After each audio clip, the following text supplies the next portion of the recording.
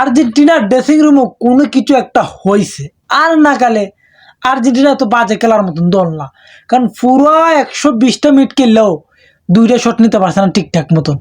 আর এই জন্য ড্রেসিং রুমের ভিডিওটা ভাইরাল হয়েছে। সেই ভিডিওতে মেসি কি করতেছে যে সবাই শান্ত থাকো, সবাই খেলার মনোযোগ দিতে বল।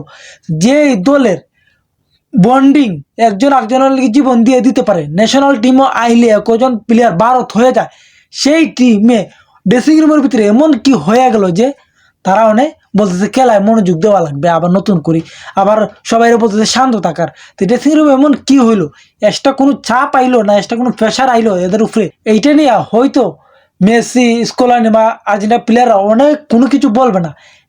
8 থেকে 10 বছর পরে কোনো একটা ইন্টারভিউর মধ্যে দেখবে মেসি বা স্কলানি বা এনজো ফার্নান্দেজ হেতারা বইলা দিছে।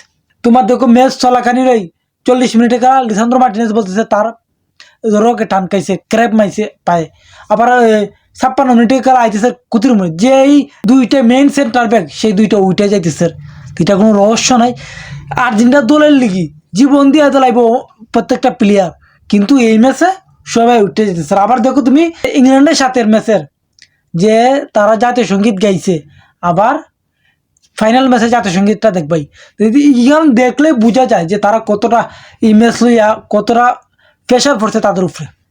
প্রেশার না হইলে যে এই দলটা ওয়ার্ল্ড বিশ্বের মধ্যে প্লেয়ার কম্বিনেশন বা বন্ডিং তাদের, এই দলটা এমন কি হয়েছে যে তারা শান্ত থাকার প্রয়োজন মনে করতেছে, যে আমরা শান্ত থাকতে হবে, সবাই খেলা মনোযোগ দিতে হবে।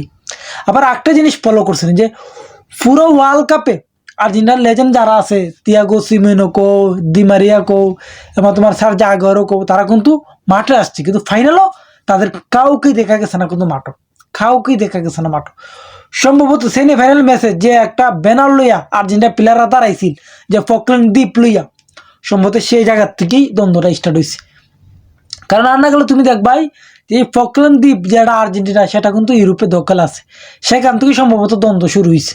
আর এখানে একটা জিনিস দেখবাই যে কুতিরুমিরু কিন্তু ডোনাল্ড ট্রাম্পের সাথে কিন্তু হাত মিলাইছে না। তো ড্রেসিং রুমে এমন কোনো একটা হয়েছে যে কারণে তারা ম্যাচটা হারতে বাধ্য হয়েছে, যে একের পর এক তোমার খেলা মনোযোগই নেই কারো।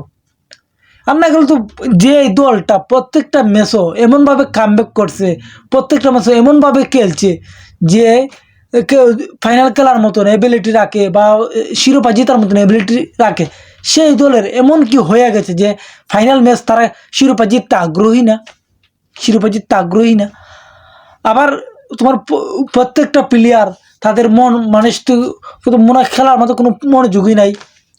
ম্যাকঅ্যালিস্টার কো, এনজো ফার্নান্দেজ কো, আবার লাল কার্ড দিকে একজন জাগিয়েছে মাঠ সাইরিয়া।